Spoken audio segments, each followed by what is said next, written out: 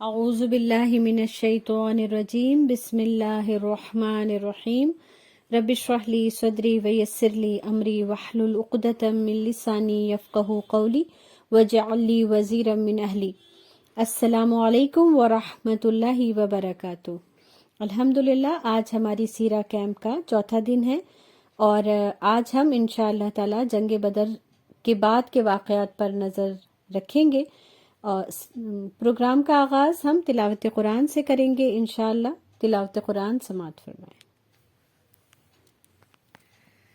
اعوذ باللہ من الشیطان الرجیم بسم اللہ الرحمن الرحیم۔ یا ایہا النبی انا ارسلناک شاہدا ومبشرا ونذیرا وداعیا الی اللہ بإذنہ وسراجا منیرا وبشر المؤمنین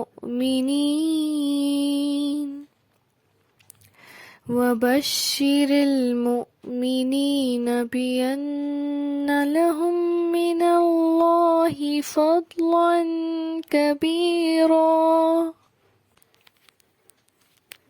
جزاک اللہ خیر۔ اب ہم آگے اپنی کلاس کنٹینیو کرتے ہیں۔ جنگ بدر آپ سب کو یاد ہے کہ ہم نے پڑھا 17 رمضان المبارک سن 2 ہجری میں ہوئی، جس میں 313 مسلمان اور 1000 کی تعداد میں مشرکین تھے۔ جنگ بدر ایسا نہیں ہے کہ جب ہم یہ پڑھتے ہیں کہ مسلمان اور مشرکین کے درمیان ہوئی تو ہمارے دل میں اپنے آپ ہی آ جاتا ہے کہ مشرکین تو ان کے دشمن تھے، لیکن اگر ہم غور کریں تو ہمیں یہ بات سمجھ میں آ جائے گی کہ مشرکین ان کے رشتہ دار تھے، کیونکہ وہ مکے والے تھے اور رسول اللہ صلی اللہ علیہ وسلم اور صحابہ کرام نے اپنے رشتہ داروں کے ساتھ جنگ بدر کی تھی۔ تو اس لیے یہ سمجھنا کہ یہ جنگ کرنا ان کے لیے آسان تھا، ایسا نہیں ہے۔ جنگ بدر میں ایک رشتہ دوسرے رشتے کے آمنے سامنے تھا۔ حضرت ابوبکر صدیق کے بارے میں ہے کہ انہوں نے اپنے بیٹے عبد الرحمن کا مقابلہ کیا اور مسلمانوں کے نبی محمد صلی اللہ علیہ وسلم کے چچا حضرت عباس رضی اللہ تعالی عنہ جو ساتھ ایمان نہیں لائے تھے ان کو قید کیا گیا۔ اس جنگ کے ذریعے اللہ نے یہ بتا دیا کہ مسلمانوں کے رشتے دراصل ایک دوسرے سے دینی رشتہ ان کا زیادہ مضبوط ہوتا ہے بجائے خونی رشتے کے۔ جب بات اللہ اور اللہ کے رسول کی اطاعت کی آ جائے گی، جب بات ان کے کلمہ شہادت کی آ جائے گی، تو اس کے آگے تمام رشتے دم توڑ دیں گے، اور اللہ اور اللہ کے رسول کے رشتے کے ساتھ جو رشتہ بنایا جائے گا وہی رشتہ ہمارے لیے قابل احترام اور ہمیشہ کا رشتہ ہونا چاہیے انشاءاللہ تعالی۔ اور اسی سے ہمیں یہ بات سمجھ میں آتی ہے کہ اگر ماں باپ اللہ اور اللہ کے رسول کے خلاف حکم دیں گے تو بچوں کو چاہیے کہ ان کے ساتھ بغیر بدتمیزی کے ان کی وہ بات نہ مانیں، اور بچے بھی اگر اللہ اور اللہ کے رسول کے خلاف کوئی ضد کریں گے، اپنی بات منوانا چاہیں گے، تو ماں باپ کے لیے بھی یہ لازمی ہے، ضروری ہے کہ وہ اپنے بچوں کی ان باتوں کو نظر انداز کر دیں اور اللہ اور اللہ کے رسول کی رضا کا خیال رکھیں۔ تو پیارے بچوں، آپ سب کو سمجھ میں آ رہا ہوگا کہ بہت بار آپ کے ماں باپ آپ کو برتھ ڈے منانے سے اور ایسی پارٹیز میں جانے سے جہاں پر حقے اور دوسرے نشے کی چیزیں جہاں پر استعمال کی جاتی ہیں، خواہ آپ اسے استعمال کریں یا نہ کریں، لیکن ماں باپ اس سے آپ کو روکتے ہیں، کیونکہ ماں باپ یہ چاہتے ہیں کہ میرا بچہ اللہ کا فرما بردار بنے، اور اللہ کا فرما بردار بننے کے لیے بہت ساری چیزیں چھوڑنی پڑتی ہیں، اس کا مقابلہ کرنا پڑتا ہے، اس سے جدوجہد کرنی پڑتی ہے، اور تبھی ہم اللہ کی رضا حاصل کر پاتے ہیں۔ تو اب آپ سمجھ جائیں گے نا انشاءاللہ تعالی کہ اگر ماں باپ آپ کو کسی چیز سے روک رہے ہیں تو اس میں آپ کی بہتری ہے۔ ماں باپ یہ چاہتے ہیں کہ آپ اپنے رب کے پیارے پیارے پیارے بندے بنیں، تو انشاءاللہ تعالی اب آپ برا نہیں مانیں گے اور ان کی بات کو سمجھنے کی کوشش کریں گے، تبھی تو اللہ تعالیٰ اپنی پیاری سی جنت میں ہمیں اور آپ کو جگہ دے گا اور اپنا دیدار کرائے گا انشاءاللہ تعالیٰ۔ اور یہ اللہ کو راضی کے بغیر ممکن ہی نہیں۔ جس کسی کو بھی یہ غلط فہمی ہے کہ ہم نے کلمہ شہادت پڑھ لیا ہے تو ہم ضرور جنت میں جائیں گے. انہیں اپنی غلط فہمی دور کر دینی چاہیے. صحابہ کرام تو صرف کلمہ شہادت پڑھ کے جنت میں نہیں چلے گئے، انہوں نے کتنی قربانیاں دی، کتنی تکلیفیں اٹھائیں، کتنی اپنی محبت کو اللہ سے ثابت کیا. تو اللہ سے محبت دنیا میں ہمیں ثابت کرنی پڑے گی، اور ہم سب ضرور کریں گے انشاءاللہ. اور اس کے بعد آپ سب کو ایک اور بہت مزیدار بات بتاؤں کہ جب جنگ بدر انہوں نے جیت لی، جب انہیں اتنی بڑی وکٹری نصیب ہوئی، اس کے بعد جب عید آئی تو وہ پہلی عید تھی جو مسلمانوں نے آزاد ہو کر کے منائی. انہوں نے مدینہ میں کھل کر آزادانہ طور پر یہ پہلی عید غزوہ بدر کے بعد منائی. مسلمان کھلے میدان میں نکلے، اللہ کی حمد و ثنا بیان کی، اللہ کی تکبیر اور تحلیل سے مدینہ کی گلیاں گونج اٹھی، اور مسلمانوں نے اللہ کا شکر ادا کیا اور یہ عید منائی. مسلمان جب بدر سے لوٹ رہے تھے تو ایک اور لفظ آپ سنیں گے ہسٹری کی بکس میں، مال غنیمت. اس سے پہلے تک جب بھی جنگ لڑی جاتی تھی کسی بھی سویلائزیشن میں تو جو جتنا مال لوٹ لیتا تھا وہ اس کا مال ہوتا تھا، لیکن اللہ نے مسلمانوں کو اس بات کی بھی ٹریننگ دی کہ مال غنیمت کیسے اور کب اور کس طرح تقسیم کیا جائے گا. اور اس کے لیے اللہ تعالیٰ نے سورہ انفال میں آیات نازل کی جس میں اللہ کے رسول صلی اللہ علیہ وسلم کو اس بات کا پورا حق دیا گیا کہ وہ مال غنیمت اپنے اللہ کے حکم کے مطابق تقسیم کریں، اور وہی اس کو تقسیم کریں گے. سورہ انفال میں اللہ تعالیٰ نے لوگوں سے فرمایا، لوگ آپ سے اللہ کے رسول صلی اللہ علیہ وسلم سے فرمایا کہ لوگ آپ سے مال غنیمت کے متعلق پوچھتے ہیں، کہہ دیجئے غنیمت اللہ اور اس کے رسول کے لیے ہے.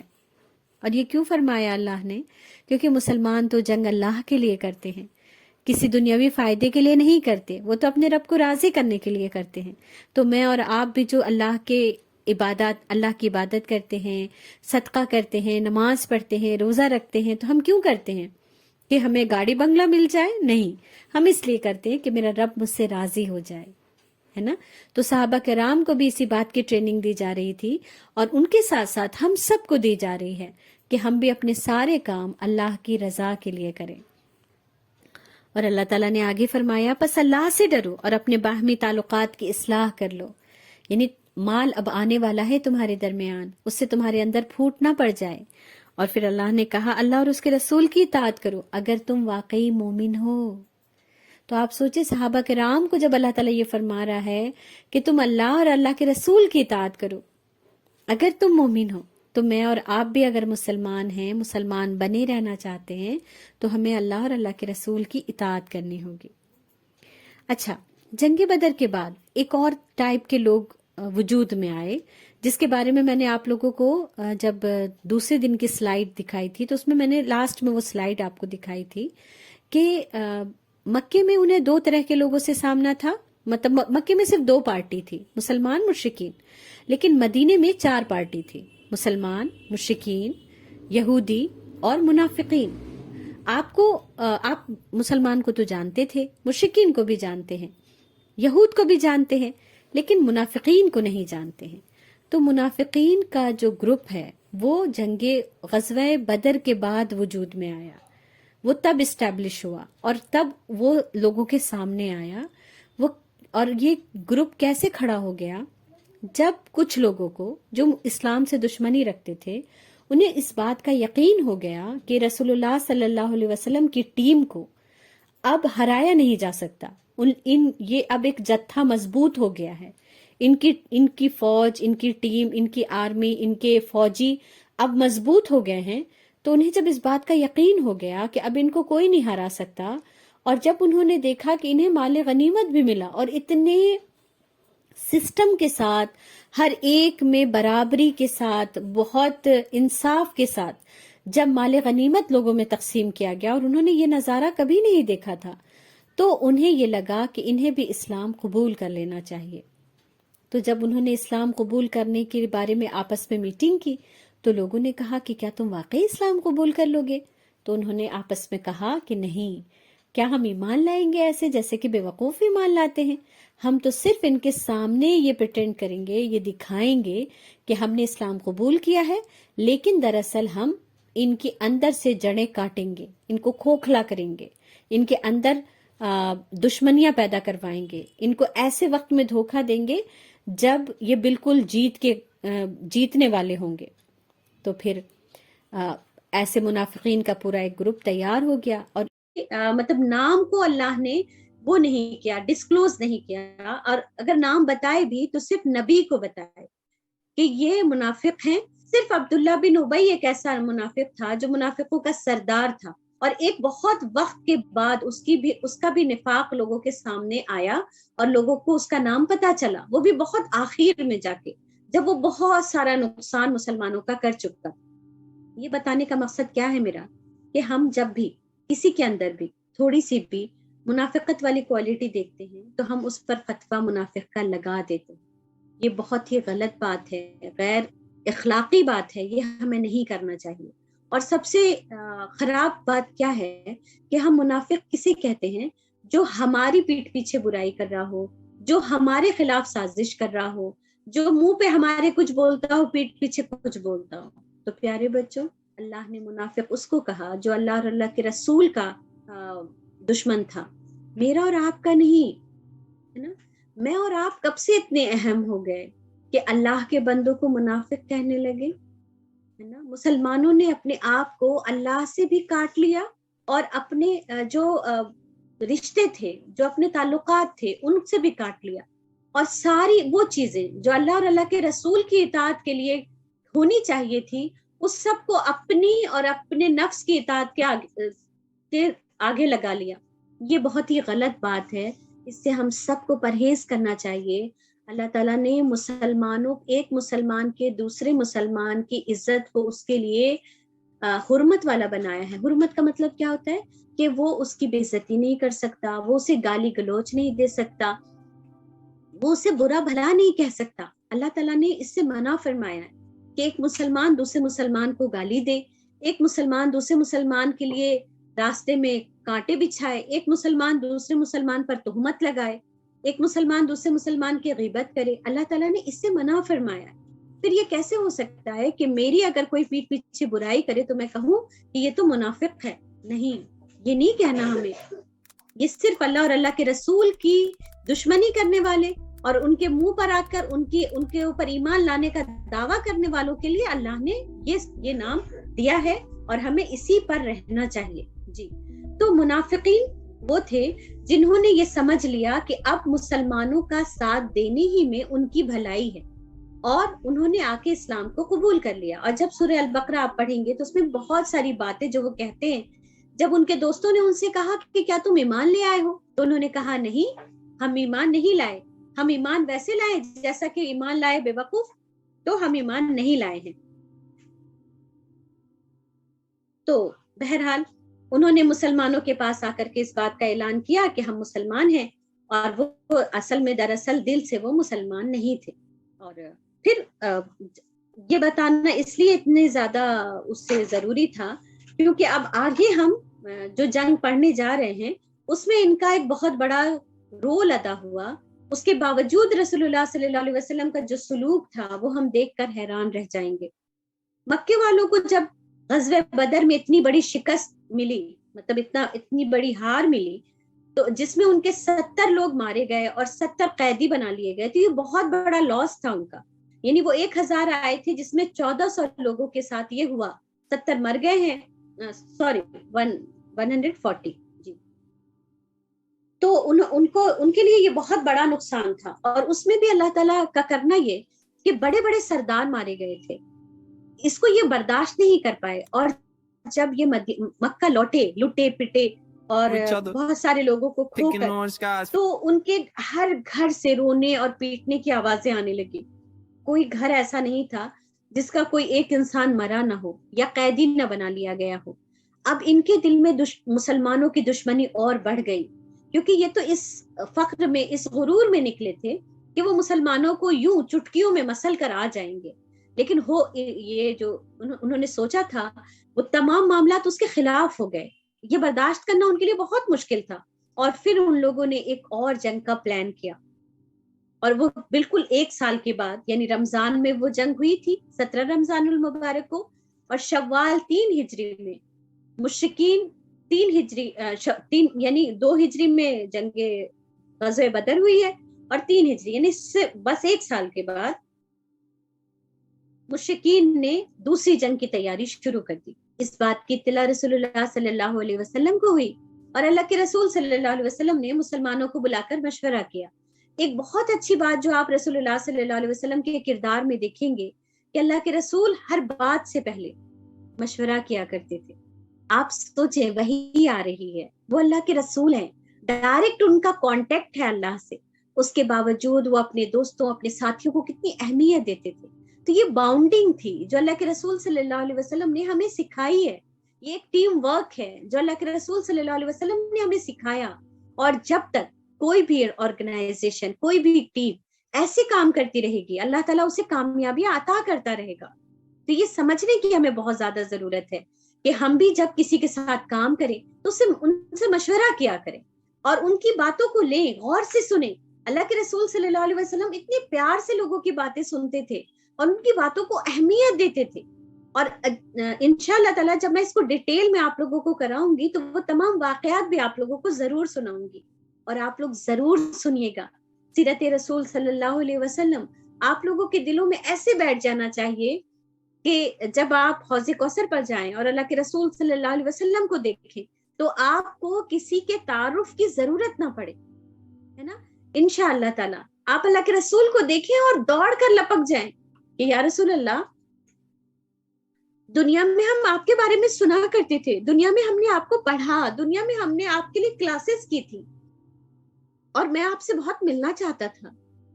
بتائیں، جب تک ہم اللہ کے رسول صلی اللہ علیہ وسلم کے بارے میں نہیں پڑھیں گے، نہیں سنیں گے، نہیں ان سے محبت کریں گے، ہم کیسے حوض کوثر پر اللہ کے رسول صلی اللہ علیہ وسلم کو پہچانیں گے، ہے نا۔ تو اس کے لیے بہت ضروری ہے کہ ہم اپنے رسول کو دل کی آنکھوں سے دیکھیں، ان کو محسوس کرنے کی کوشش کریں۔ تو اللہ کے رسول صلی اللہ علیہ وسلم نے لوگوں سے مشورہ کیا۔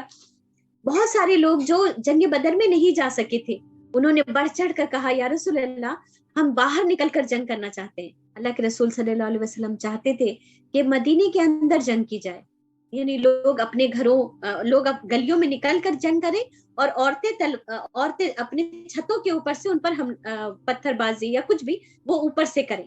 بہت اللہ کے رسول صلی اللہ علیہ وسلم کا یہ مشورہ تھا، لیکن بہت سارے ایسے نوجوان، ایسے لوگ جو جنگ بدر میں نہیں جا سکے تھے، انہوں نے کہا یا رسول اللہ، ہم کھلے میدان میں لڑنا چاہتے ہیں، کیونکہ ہم نے جنگ بدر میں ہم نہیں حصہ لے پائے تھے، کیونکہ اللہ کے رسول تو بغیر جنگ کی تیاری کے جنگ بدر میں نکل گئے تھے۔ تو دیکھیں، اللہ کے رسول صلی اللہ علیہ وسلم کا ایک مشورہ تھا اور لوگوں کا ایک مشورہ تھا، اور اللہ کے رسول صلی اللہ علیہ وسلم نے وہ چونکہ زیادہ لوگ تھے اور بہت جوش سے بول رہے تھے، تو اللہ کے رسول نے ان کی بات مان لی، ہے نا۔ اور پھر جب زرہ پہن کر نکلے تو کچھ صحابہ نے کہا یا رسول اللہ، اگر آپ ایسا چاہتے ہیں کہ ہم گلیوں میں ہی لڑیں تو ہم لڑیں گے، ہم سے غلطی ہو گئی، ہم نے آپ کے فیصلے کو نہیں مانا۔ تو اللہ کے رسول صلی اللہ علیہ وسلم نے کہا کہ نہیں، اب فیصلہ ہو گیا، ہم باہر ہی جا کے لڑیں گے۔ اور پھر یہ جنگ باہر لڑنے کا پورا فیصلہ کیا گیا، اور ٹوٹل 1000 لوگ مدینہ سے نکلے۔ یہاں پر 700 لکھا ہوا ہے، لیکن ہم نیچے ایکسپلین کریں گے انشاءاللہ تعالیٰ۔ 1000 مسلمان مدینے سے نکلے تیاری کے ساتھ، تھوڑا سا سامان تھا ان لوگوں کے پاس، چند گھوڑے، چند اونٹ، اور ظاہر ہے وہ سارے ایسے لٹے پٹ مکے سے آئے تھے، ان کے پاس بہت زیادہ سامان تو نہیں تھا، لیکن اللہ پر توکل تھا، اللہ کو راضی کرنے کا جذبہ تھا، اور اس سب سے بڑھ کر شہید ہونے کا جذبہ تھا۔ آپ دیکھیں، جن لوگوں کو موت سے ڈر نہیں لگتا، اس سے کوئی مقابلہ نہیں کر سکتا۔ تو یہ 1000 افراد نکلے، لیکن ایک جگہ پہنچ کر عبداللہ بن ابی، جو منافقوں کا سردار بعد میں پتا چلا، اس نے اپنے 300 لوگوں کو یہ کہہ کر ان کا برین واش کر دیا کہ ہم کیوں جا رہے ہیں لڑنے، حالانکہ ہم اپنے گھروں سے لڑ سکتے ہیں، اور ہم خواہ جا کر کے کیوں اپنی جان کو خود سے ہلاک کرنے کے لیے ہم آگے بڑھ کر جا رہے ہیں لڑنے کے لیے۔ یوٹیوب پہ نہیں آ رہا ہے، اوکے جی، تو ہم آگے بڑھ کر کے کیوں نہیں جا رہے ہیں لڑنے۔ تو بہرحال انہوں نے کہا کہ پھر اس میں جو کمزور ایمان کے لوگ تھے، ظاہر ہے سارے کے سارے تو ایسے نہیں ہوتے کہ جن کے دل مضبوط ہوں اور جن کا دل میں ایمان اتنا ہی زیادہ آ گیا ہو. یہاں پر بھی ہمیں سمجھنے کی ضرورت ہوتی ہے کہ ہر ایک کے ایمان کا لیول ہوتا ہے. ہر ایک عظمت کی راہ پر نہیں پہنچ سکتا، یعنی ہر ایک کا کنیکشن اللہ سے ویسا نہیں بن سکتا جیسا کسی اور کا ہے نا. تو لیکن ہم سب کو چاہیے کہ ہم ہر ایک کی رسپیکٹ کریں، ہم ہر ایک کے ایمان کو بوسٹ کرنے کی کوشش کریں. اسے یہ کہہ کر کہ او تمہارا ایمان تو اب اس لیول کو پہنچا ہی نہیں، اسے نیچے نہ کریں. کیونکہ جب تک ہم ایک دوسرے کی حوصلہ افزائی نہیں کریں گے، جب تک ہم ایک دوسرے کو اپریشیٹ نہیں کریں گے، کسی کے بھی ایمان کا لیول اوپر نہیں جا سکتا ہے نا. تو لیکن یہ 300 لوگوں کا ایک چھوٹا سا گروپ بن گیا، اور عبداللہ بن ابی نے رسول اللہ صلی اللہ علیہ وسلم کو کہا کہ ہم آگے جنگ کرنے نہیں جائیں گے. تو اللہ کے رسول صلی اللہ علیہ وسلم نے کہا کہ کوئی بات نہیں، آپ واپس جا سکتے. تو یہ 300 لوگ 1000 میں 300 اس فوج سے نکل گئے، ٹیم سے الگ ہو گئے اور مدینہ چلے گئے. اب یہ 700 بچ گئے. کہاں 1000 نکلے تھے، اب 700 ہیں. ظاہر ہے مسلمانوں میں کھلبلی مچ گئی کہ اب ہم یہ جنگ کیسے لڑیں گے. 300 لوگ تو باہر چلے گئے. پھر اللہ کے رسول صلی اللہ علیہ وسلم نے سب کو موٹیویٹ کیا، صحابہ کرام نے ایک دوسرے کو موٹیویٹ کیا کہ ہم تعداد کے بل پر نہیں لڑتے. ہم تو تب 313 تھے، آج تو 700 ہیں. تو تب اللہ نے ہمیں جیت عطا فرمائی تھی، آگے بھی اللہ ہماری مدد فرمائے گا. اور پھر یہ 700 لوگ آگے بڑھے اور جنگیں. اور احد پہاڑ ہے ایک مدینہ میں، مدینے سے باہر نکل کے، تو وہاں پر جا کر کے ان سب نے اپنا خیمہ لگایا. یہاں پر اللہ کے رسول صلی اللہ علیہ وسلم نے فوجوں کو ترتیب دیا. کچھ فوجی سب کی جگہ ترتیب دی. دیکھیں یہاں پر سلائیڈ میں ہے مسلم آرمی اور مسلم وہ تیر انداز، اور یہاں پر آپ دیکھیں وہ ہیں مشرکین کی فوج ہے ادھر. اور اب یہاں پر سمجھنے کی جو بہت زیادہ ضروری چیز ہے وہ یہ ہے کہ 50 تیر اندازوں کو رسول اللہ صلی اللہ علیہ وسلم نے جبل عینین پر مقرر کیا. یعنی جبل عربی میں پہاڑ کو کہتے ہیں، ماؤنٹین پہاڑ.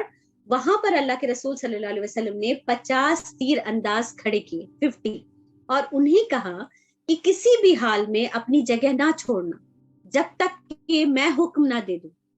چاہے ہم لوگوں کے گوشت وہ لوگ نوچ کر کے نوچ دیں، چیل کوے کھا جائے، ہماری بوٹیاں نوچ لیں، لیکن تم سب کو اپنی جگہ سے نہیں ہٹنا ہے. ٹھیک ہے. تو یہ فرما کے اللہ کے رسول نے انہیں وہاں پر مقرر کر دیا، اور پھر جنگ لڑی جانے لگی. گھمسان کا رن پڑا. مسلمان ظاہر ہے اللہ کی رضا کے لیے لڑتے ہیں، جوش و خروش کے ساتھ لڑ رہے تھے، اور ان قریب تھا کہ وہ جیت کے بالکل قریب تھے. مشرکین بہت سارے اپنی تلواریں پھینک کے بھاگ رہے تھے کہ اتنے میں خالد بن ولید ایک سپہ سالار تھے مشرکین کے. اس وقت خالد بن ولید ایمان نہیں لائے تھے، اور وہ بہت عقل مند سپہ سالار تھے. وہ بعد میں بھی ہم ان کو پڑھیں گے انشاءاللہ. اللہ نے ان کو جنگ کی بہت وہ دی تھی، سمجھ دی تھی کہ جنگ کیسے جیتی جاتی ہے، کیسے لڑی جاتی ہے. جب انہوں نے دیکھا کہ مشرکین وہ ہو رہے ہیں، ہار رہے ہیں، اور ان کو قتل کیا جا رہا ہے، اور مسلمان جیت رہے ہیں، تو انہوں نے کیا کیا کہ جب پہاڑ کے جبل رمات پہاڑ کے پیچھے سے آ کر جدھر تیر انداز کھڑے تھے اس کے سوری ایک چیز مس ہو گئی. جب یہ مسلمان جیت کے قریب تھے تو جو 50 لوگ تعینات تھے جبل عینین پہ، ان لوگوں کو لگا کہ اب مسلمانوں کو جیت مل گئی ہے. انہوں نے پہاڑ سے اترنا شروع کر دیا. ان کے جو امیر تھے، اللہ کے رسول صلی اللہ علیہ وسلم جب بھی کوئی ٹکڑی بناتے تو اس کا ایک امیر مقرر کرتے تھے. ان کے جو امیر تھے انہوں نے کہا اللہ کے رسول صلی اللہ علیہ وسلم نے ہمیں نیچے اترنے سے منع فرمایا ہے. لوگوں نے کہا اللہ کے رسول صلی اللہ علیہ وسلم نے ہمیں منع تب کیا تھا جبکہ ہم ہار رہے ہوں، جبکہ ہمارے مطلب ہمیں مشرکین کاٹ رہے ہوں. اب تو ہمیں جیت مل رہی ہے اور لوگ اپنی تلواریں چھوڑ کے جا رہے ہیں، تو اب تو جیت ہم سے بالکل قریب ہے. تو اب نہیں یہ بات لاگو ہوتی ہے اللہ کے رسول کی، وہ تو ہارنے کی صورت میں تھی، اور ان کی بھی نیت خراب نہیں تھی، انہوں نے بھی کوئی ایسی اللہ کے رسول کے خلاف کوئی پلاننگ کر کے نہیں وہ اترے تھے، لیکن وہ 40 صحابہ کرام تھے جو پہاڑ سے اتر گئے، اور صرف 10 صحابہ کرام ایسے تھے جو پہاڑ پر جمی رہے، اور انہوں نے کہا، اللہ کے رسول نے کہا ہے کہ جب تک میرا حکم نہ آ جائے تم یہاں سے نہیں اترنا۔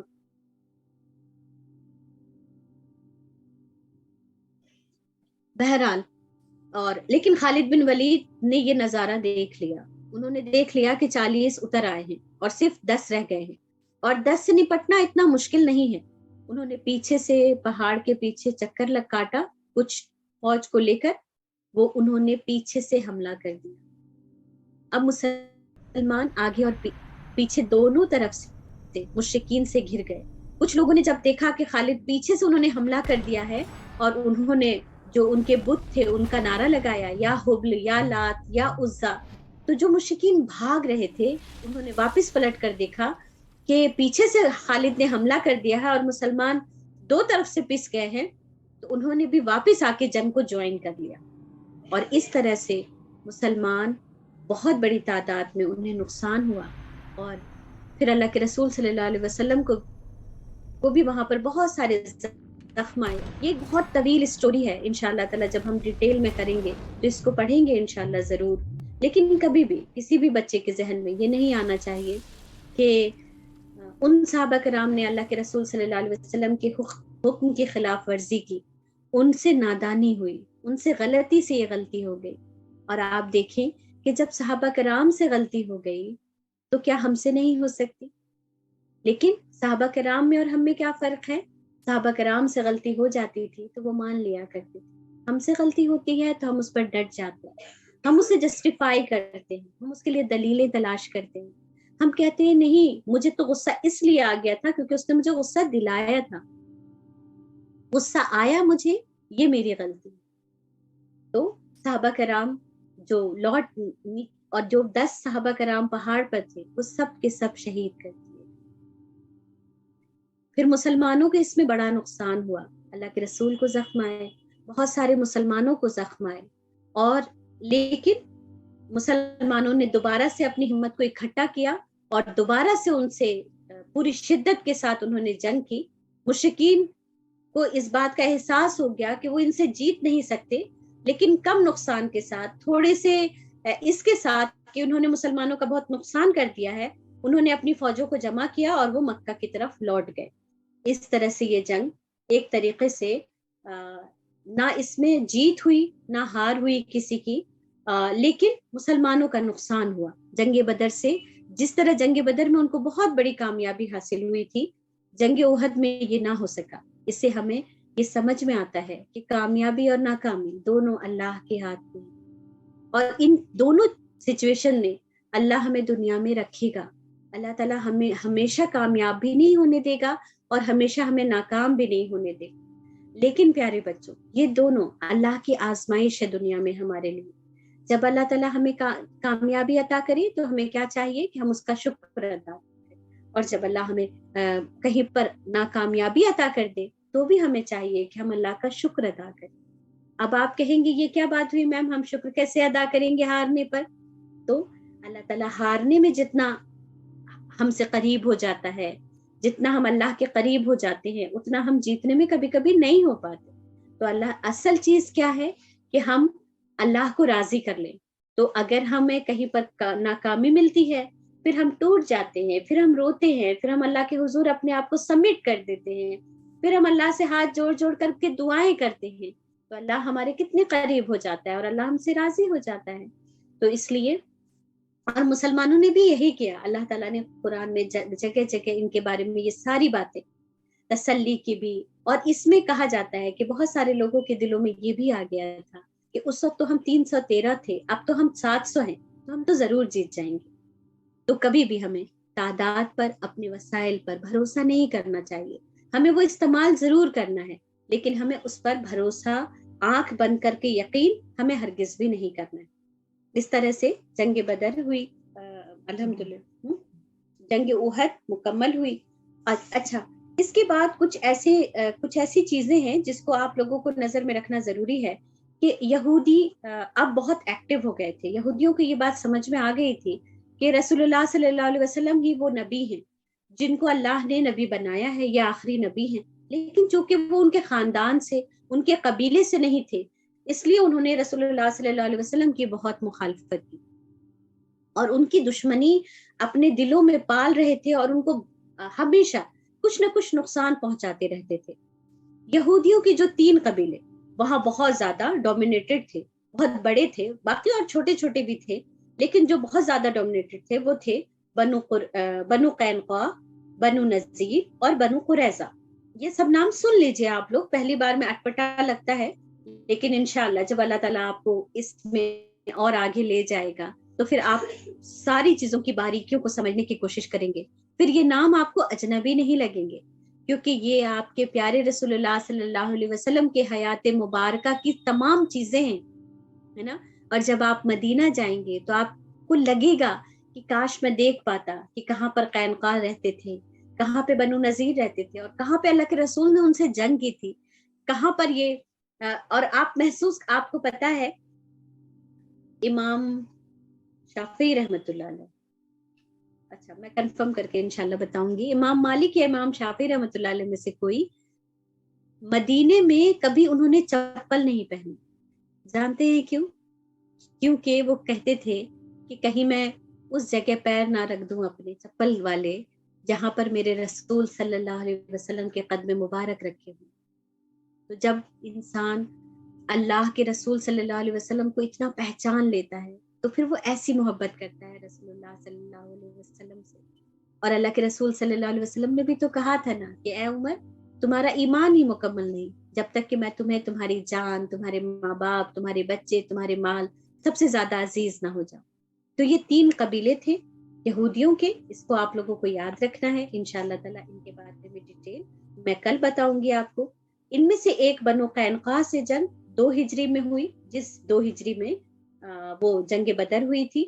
تو انشاءاللہ تعالیٰ ہم کل اس کو کنٹینیو کریں گے, اور اللہ سے دعا کرتی ہوں کہ اللہ تعالیٰ میرے اور آپ سب کے دل میں رسول اللہ صلی اللہ علیہ وسلم کی بے پناہ محبت اور انہوں نے جو کام کیا, انہوں نے جو ہمارے لیے دکھ اٹھائے, ان سب کی ہمیں قدر کرنے والا بنا دے اور سچی محبت کرنے والا بنا دے. سبحانک اللہم و بحمدک, نشہد ان لا الہ الا انت, نستغفرک و نتوب الیک.